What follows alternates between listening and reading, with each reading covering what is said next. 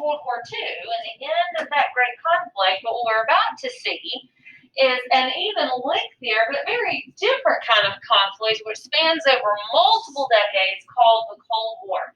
So today we're going to be looking at where this whole conflict came from as well as defining what the Cold War really was. Many of you know, but some of us might not remember. This is something I believe you would have looked at in world history, but it has been a while since you would have had that. And this is going to be a phenomenon, the Cold War, because it does go on for so long. This is really going to be shaping a lot of what we're going to be talking about over the next several weeks, almost to the end of the course. And we'll be getting to the end of it as we get close to wrapping up for the semester. Now, during World War II, of course, the United States was a part of the Allies, including Britain, and also including the Soviet Union. Now, typically, we wouldn't think about the United States and the Soviet Union being allies, being on the same side, but that was the case during World War II because of a common enemy. But we already have seen, when we looked at those final months of World War II, we were already beginning to see, and we've already talked about ways in which that alliance with the Soviet Union was already beginning to show some weaknesses and already beginning to show some cracks in some places where that alliance was starting to get shaky as the war was coming to an end. Because the thing is that the thing that was uniting the United States and also Britain to the Soviet Union was a common enemy. It was the fact that they were both fighting Nazi Germany, a common enemy in Hitler. And once that common enemy was defeated, and there no longer was that real reason for those groups to work together, then we see those differences really come to the surface. And instead of a spirit of cooperation, it is a spirit of suspicion, of mistrust, of just completely different views and completely different understandings of how the post-war world, how post-war Europe, how everything needed to be shaped, what it needed to look like. Everybody had different goals, or rather, the democracies of the world, the West, being led by the United States, but also including Britain and other Western democracies of the Western part of Europe and the Western Hemisphere, versus what the Soviets wanted. So to get a better understanding of where that's coming from, and we're going back a little bit here, way further, certainly before the end of the war, back even way further than that. Many of you may remember that there have for a long time been differences with the Soviets. There were great differences between the United States and the Soviet Union, and a long pattern of mistrust and a long pattern of suspicion. Both suspicion by the United States towards the Soviet Union and the other way around. That was mutual. We talked about how, what has typically been the United States' attitude or feeling about communism. Don't like it, right? I mean, we saw the Red Scare in the 1920s. Even before that, though, there had always been a distrust, a fear, a great suspicion, and underlying hostility toward communism. And so the Soviet Union, being a very large and now incredibly powerful communist nation, made the United States and other Western democracies incredibly nervous. In fact, the United States didn't even acknowledge the communist government of the Soviet Union as being the legitimate government for something like, I think, 12 or 13 years after the Russian Revolution. So that's something that has stuck with the Soviets. They had forgotten that. The United States refused to even acknowledge for a long time that there was a communist government in the Soviet Union. So there's this long pattern of distrust. And we need to also add to that, I want to talk for a moment about what the differences between the United States and the Soviet Union in that regard. Because this is something that sometimes, or a lot of the time, I tend to assume we all know by this time, and many of you do. I do think that most of you probably do know this and understand it quite well. But there may be some of us here that are a little bit rusty on it or really don't understand the difference, because we hear these words thrown around all the time and sometimes don't really bother to articulate exactly what that means as far as why the United States' system and the Soviet system of communism were so different, and why these things created such mutual suspicion. So I want to talk for just a second about the United States' system, capitalism, which is the economic system that the United States is based upon, versus communism. Because again, we throw that word around, communism, all the time, but I bet it's been around and ask people really what is communism, what does that mean? A lot of people probably couldn't tell you, or at least would be rather shady. They just know it's bad. It's one of those things like we just know we don't like it. We don't know what it is. We just don't like it. Anyway, so generally speaking, capitalism. You're talking about an economic system in which the means of production, the stuff we use to make the stuff, the land, businesses, capital, all of that is owned by individuals, private ownership.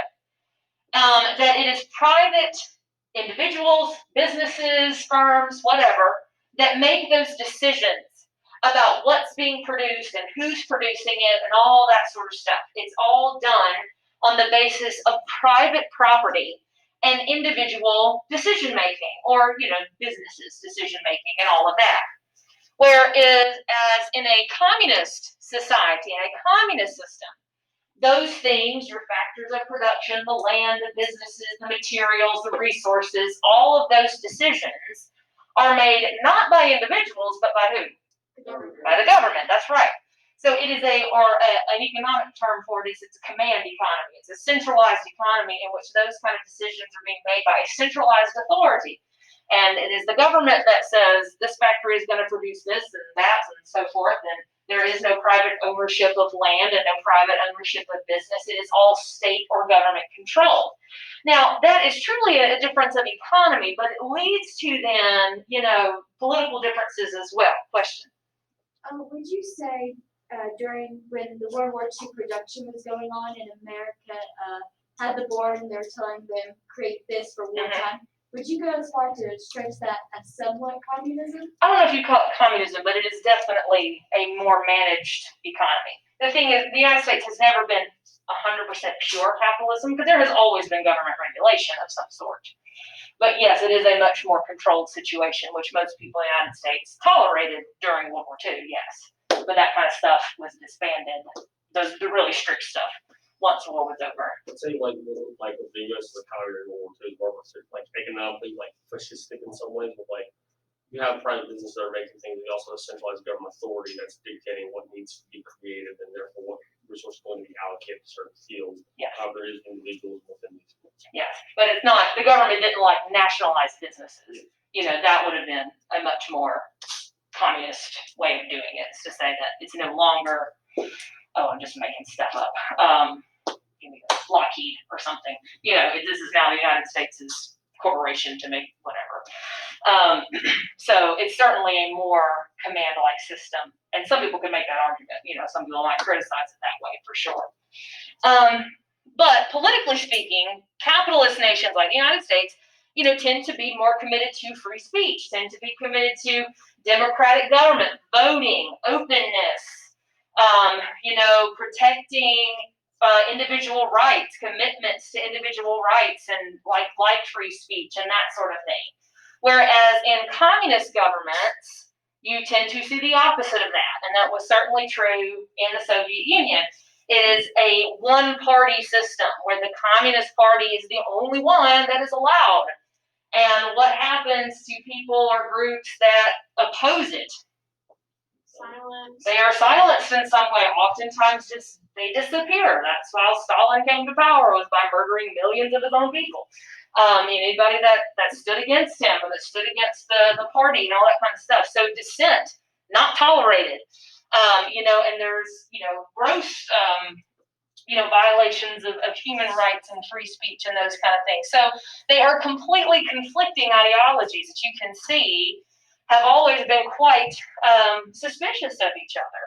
And they're also both philosophies that are, both the United States and the Soviet Union, I think you can say, guilty of, just having this mindset that we're right and everybody else is wrong, and that we are right and everybody wants to be just like us, and anybody that doesn't want to be like us just doesn't know any better, Everybody that would be a democracy if they had the chance, or from the Soviet Union's point of view, everybody would be communist if they had the chance. It's just all a matter of, we kind of want to spread our particular vision. That's sort of part of the nature. That's part of the certainly communist ideology in some cases, that it was important to bring it to other parts of the world, so forth and so on.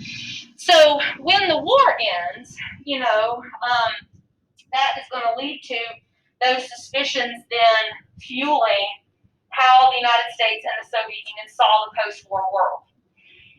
Also, after the war was over, the United States, along with Britain and France and several other Western democracies, saw, now that Nazism is gone, that we will commit ourselves to making sure that democracy and human rights are protected, and we want, former German territories and all these places that have been ravaged by war, we want them to have the chance to become democracies. We want them to have the chance to, people to stand up for themselves and people to have free speech, and we want to protect those kinds of freedoms that we have in our countries and so forth. But that's not the vision that Soviets had.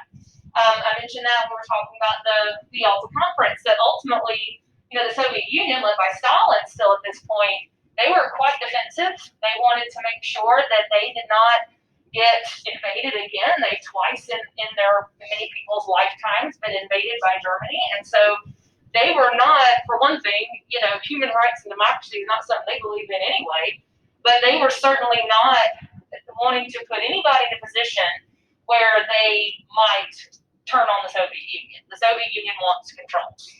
They want to make sure that their security is protected, as well as, furthering their own particular ideologies. So if you recall, there were agreements made at the Yalta Conference specifically about Germany being divided into zones. But also, pretty much all of Eastern Europe was under Soviet occupation once the war was over, because the Soviets, remember, if you look at your map, they had pushed on westward, towards Germany, rolling back the German advance, and they had occupied all those territories. The agreements were that, once they would occupy those territories for now, and then eventually there would be free elections and all that stuff, and you would allow people in those areas to start holding elections and choose their own government, so forth and so on. Stalin promises that, of course, but doesn't make good on any of it. And when those, or at least not all the way, when those areas do start getting back on their feet, and they do start holding elections, what kind of governments do you think they elect? They elect communist governments. And so all of those Soviet occupation zones end up becoming communist. They all end up within a couple of years, some of them later than others, some of this takes a few years, but they all end up, one by one, falling to communism in some kind of a way, or electing communist governments. Not, with support of the Soviet Union, because that's what the Soviet Union was supporting. And that could have been because the Soviets were providing financial support or providing some other kind of support for those kinds of governments. And it's also true that people in those areas may have latched on to such ideas. They saw the Soviets as liberators, as people that were rescuing them from Nazism. So they have adopted some of those things, for those reasons. But one by one, all of those countries, or former, some of them were parts of former empires, different things like that. But places like Hungary and Romania and Albania, and all of those, you don't even know all of them, but they all, in the next couple of years, succumb to communism and become known as Soviet satellites. You think about a satellite, what does a satellite do? It orbits around something, right? So think of these as like little satellites that are not orbiting the Soviet Union, obviously, but they're kind of, they're on the outskirts. Satellite meaning they are technically independent. They are independent countries. It's not like they're technically colonies or anything, the Soviet Union. But who do you think they really answer to? They answer to the Soviet Union. They are being largely controlled. There's a huge amount of control, economic control, military control, political control coming from the Soviet Union. So yes, they are independent, but it is kind of like the Soviet Union is like the big parent that's sort of looking, down, breathing down their neck and making sure they do what they want to do. And they have similar governments and similar ideologies and similar economies and so forth to the Soviet Union. Now, again, for the Soviet Union, this was all in their best interest. They wanted to make sure that their border, on their border was countries that were going to be friendly to them, that were not going to turn around and come stab them in the back the way that Germany had done twice, in a matter of decades. So for them, this was about protection and preservation, as well as advancing communism. But what does this probably look like to the United States and to Britain and other democratic countries? They're colonizing, they're trying to take over, that they're trying to manipulate, they're trying to take over. It looks like empire. And the Americans have been fearful for decades that communists were planning some kind of a world takeover, that they were everywhere. And that gets worse, of course, in the 50s. We'll get to that later this week. But it certainly looked like empire. It looked like, that the Soviet Union was forcefully, putting their system on other people and trying to take over and gain more power and all this kind of stuff. So the map here shows the blue. These are all, areas that are going to be democracies that are either already were, like Britain, or where democracies are going to be set up. These are your pro-Western. Make sure you understand from here forward, we will talk about the West. That means Western Europe and the United States. It means democracies. Okay, it means the democracies of the world versus the East, Eastern Europe, and the Soviet Union, which has pretty much been become mostly communist, certainly by 1950 or so. So we have this block going on here. Now, so that leads us to, or it leads to what Churchill gets credit for using this phrase, although this word had actually been used before by several other individuals. But the metaphor for all of this becomes that a supposed, metaphorical, of course, Iron Curtain had fallen over Europe as all these Eastern European countries start becoming communist and start becoming part of that Soviet bloc or that communist bloc that often gets talked about. So again, it comes from a speech given by Churchill, but the word had been used before. But it refers to that divide. It refers to this kind of imaginary line in Europe that we just saw. We can see it again here, between your Western democracies and that communist bloc that's now been formed.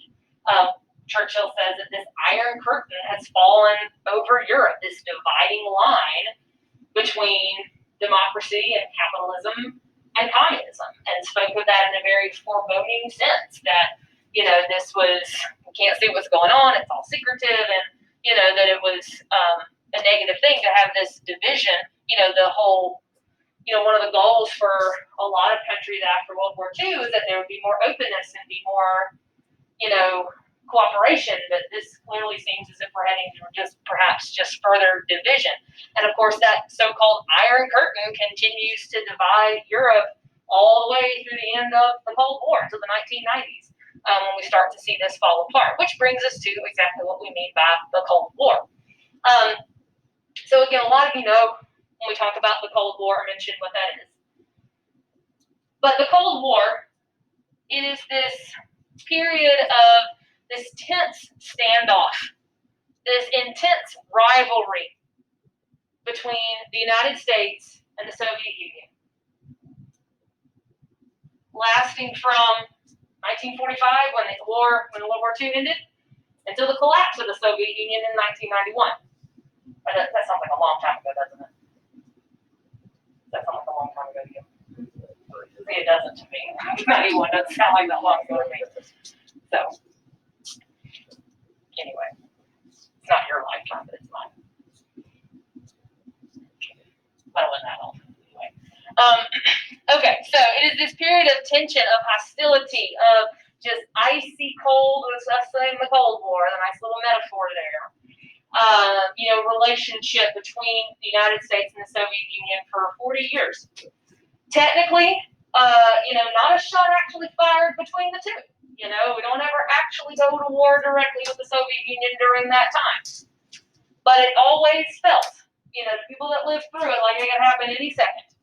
And certainly, and we'll talk later about, within a few years, both countries will have nuclear capability. So you're talking about, the threat of impending doom, two superpowers that are on the brink of nuclear disaster that, could easily blow each other off the face of the earth. So that kind of tension. While there is no direct conflict between the two, there were certainly indirect conflicts. While the United States never technically goes to war with the Soviet Union, there were other military actions that the United States did get involved in that weren't directly with the Soviet Union, but still it was related. For example, we'll talk about Korea in a couple of days. That was, the United States fighting, not the Soviet Union, but the Soviet Union was backing, North Korea that we were fighting. And so forth. Same thing in Vietnam. Those are all conflicts in which, it's like the United States and the Soviet Union are behind the scenes, sort of pulling the strings at each other, although not a shot ever fired directly between them. So even though there is not an actual fight directly between the two, it shapes foreign policy, it shapes the international order in every way possible, in every corner of the earth, pretty much, for the next 40 years. And so much of everything. And it affects domestically too, people, the way people lived even. Shaped by their attitudes and feelings and because of what was going on in this so-called Cold War, again, until the Soviet Union collapses in 1991. So, let's take a look. That's kind of the origins of it, the different philosophies, the different understandings of what the world ought to look like and the vision of what the world ought to look like, democracy versus, self-preservation and communism and all those kinds of things. Well, let's talk about some of the different ways in which the Cold War continued to solidify or congeal, as it were, in the late 1940s, as the war is, we're still Europe's trying to recover. And that created a real easy situation for, governments to easily fall to communism because things were in such chaos. Well, not as much chaos, but certainly economic trouble and things like that once the war was over. So, a big part of American policies during the Cold War is going to be something called containment, which I'm going to mention here. We'll define what containment is in just a second. But the containment policy was largely influenced by this person, George Kennan. George Kennan was a State Department official. So he worked for the government, and he had long sort of studied the Soviet Union and long studied their philosophies, their tendencies, all this sort of stuff. And he wrote this memo, or this paper, this analysis on the Soviet Union that gets circulated around the State Department. And in it, he basically makes the argument that the Soviets want to expand communism. Says these people intend to spread communism as much as they possibly can, that is absolutely fundamental to their vision of the world. They want to protect their interests above all else. They are not interested in peace. They're not interested in spreading democracy. They're not interested in free elections or any of that mess that they may have promised, Roosevelt or whoever. They're not interested in any of that. They are fanatically committed to destroying capitalism and spreading communism and so forth. So this gets circulated around, and it is from that memo and from that analysis of the Soviets, portraying them as, bent against all else and they would spread communism, is where the policy of containment kind of comes from. So from this, the policy of containment is formed, and this becomes kind of the cornerstone of the United States foreign policy in the Cold War. Containment, if you're containing something, what are you doing? Keeping it in one place, okay? Keeping it in that spot. So the containment policy for the United States was this policy to keep communism from spreading. That's what that means. We're going to contain communism. We don't want the communism to spread any further. So we can't do anything about communist advances as they already exist. We can't do anything about, the governments in Eastern Europe that have already fallen to communism. We certainly can't do anything about the Soviet Union. But the United States has to be persistent. And this may take prolonged effort to make sure that communism does not spread further. And again, it's just a recommendation. And Kennan himself even, kind of said, I never meant what I said to turn into all this. He was just giving an analysis. But this kind of becomes like I said, the cornerstone, the basic, the building block for United States foreign policy, for military policy. When the United States gets involved in some of these things we're going to talk about in the next couple of days or weeks, like Korea and Vietnam and some of the other things, it's all in the name of containment. It is about we are getting involved in this, that, or the other, in this military action, or we are employing this economic policy or whatever as a means of containment to make sure that communism does not spread. We want to prop up governments that are fighting communism, or provide funding to governments that are fighting communism, or even get involved in military action if it means fighting communism. So all of that is about containment. Now, similar to that,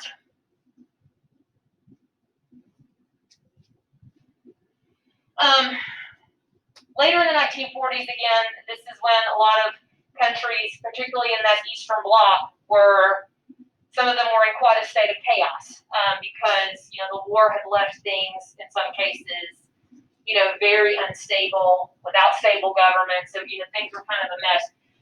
Particularly, and the background to this, and really I'm more concerned that, what the Truman Doctrine says, not so much the specific, moment that it was commenting on. But it had to do with Greece and Turkey, which at the time were in a state of chaos. Well, not total chaos, not like total anarchy, but communism was still up in the air, and you had communists trying to come to power, and then anti-communists, trying to fight it out in Greece and Turkey. Truman gave this speech to Congress requesting help, for Greece and Turkey to appropriate money to help out Greece and Turkey to keep them from falling to communism. But in that speech, there were a couple of lines that became known as the Truman Doctrine. So it was, the initial moment was about trying to help out Greece and Turkey and make sure that they didn't fall to communism. But then you get this idea of the Truman Doctrine. So the Truman Doctrine was this. Truman's suggestion that the United States should provide aid to any free people fighting oppression. To any free people fighting oppression. Any people that are trying to maintain their freedom, that are trying to prevent themselves from being oppressed by a government or a foreign power or whatever, that the United States should be committed to helping them. So you can see it's similar to containment, but it kind of almost takes it a step beyond that, to say that not just communism, any kind of oppression, whether it's communism or whatever it is, that the United States should provide some kind of help, whether that is economic support or if it is military support, whatever, that the United States needs to be involved in that in order to prevent communism. Because his argument is that's how communism wins. Is they thrive on this kind of chaos that some of these countries are in, and if we don't step in and help, then communists will. If we don't provide some kind of aid and support, the Soviet Union is more than happy to, and then that's how more and more of these countries are going to fall to communism, and communism becomes a far bigger threat. So we're going to look more at the Truman Doctrine tomorrow. So an even kind of loftier and perhaps even more idealistic version of containment. But with the Truman Doctrine, all of this is just kind of further solidifying the Cold War and further, acknowledging that the United States and the Soviet Union are no longer on the same page. And the United States and the Soviet Union want completely different things. And acknowledging that the United States believes the Soviet Union is trying to expand communism. And we're saying out loud that we're going to stop you, that we're going to do what we have to do, whatever that may be, in order to stop that from happening. The stuff going on in Greece and Turkey, as well as other communist revolutions, particularly in Czechoslovakia. Czechoslovakia was like the last democracy of Eastern Europe that eventually fell to communism, I think in 1948. This gave more support for the passage of something called the Marshall Plan. One of the, again, big concerns that you saw with this Truman Doctrine situation is that all of the post-war economic chaos and distress and rebuilding and all of this, fallout from the war, that was just providing an easy way for communists to gain power. And that we needed to make sure that Europe did not fall into the same kind of economic trouble that it did after World War I. Because that's how, the reflection and the assessment by now is that's how Nazism and fascism came to power, was because you have this economic madness, and that allowed some of these fanatical dictators to rise to power, promising an end to it, So saying we have to prevent that from happening. We don't want Europe to fall into economic distress, and we want to make sure that we are providing stability in Europe in these post-war years that are so critical. So the Marshall Plan, this was proposed, I think this is 47 maybe, it really doesn't matter. Basically, it is a plan for the United States to pump lots of money into Europe. That's the plain and simple fact. It's just to pump billions of dollars in economic aid to Europe to help them rebuild. To help Europe rebuild, to help Europe get back on its feet, to avoid the economic disasters that you had in the 1920s after World War I. To prop up Europe economically so they could be stable, so there could be recovery, for physical reconstruction, to get businesses back on their feet, to combat hunger and poverty and all of those things that many felt by now were some of the reasons why, maniacs like Hitler have been able to come to power, was because of that sort of stuff. And so this was providing billions of dollars of loans for that economic recovery. And when communism seems to be gaining more ground, that gives more support for this Marshall Plan to say we have to step in and do this. So that has passed, and it works remarkably well. This graph that I know you can't read shows where a lot of the money went. Most of it goes to Britain and France. But billions of dollars are pumped into European countries, and truly, relative to the amount of devastation that World War II caused, the recovery in Western Europe is pretty remarkable, and a lot of that did have to do with things like the Marshall Plan. However, the other side of that is it does further alienate the Soviets, because the Soviets were not included in it. They were offered it, but there were terms in it that the United States knew the Soviet Union wasn't going to accept, which was kind of the idea. As we'll attach some strings to it that we know they won't like, and so therefore they don't get any of it, they don't get any of our money. So it further alienated them. And Stalin, saw it as a way for the United States and Western democracies to exert their influence over Europe and to diminish Soviet influence. And it was, that's not wrong. As a way to keep their influence in Europe and to diminish or to lower, Soviet control over things. Okay, so we're going to have to stop there. We're going to pick up there tomorrow, looking at further division in Germany and further tension there. But we'll want to do our little progress check and make sure we have enough time to get it done. So questions so far on any of that? Okay. So you can go back into Google Classroom,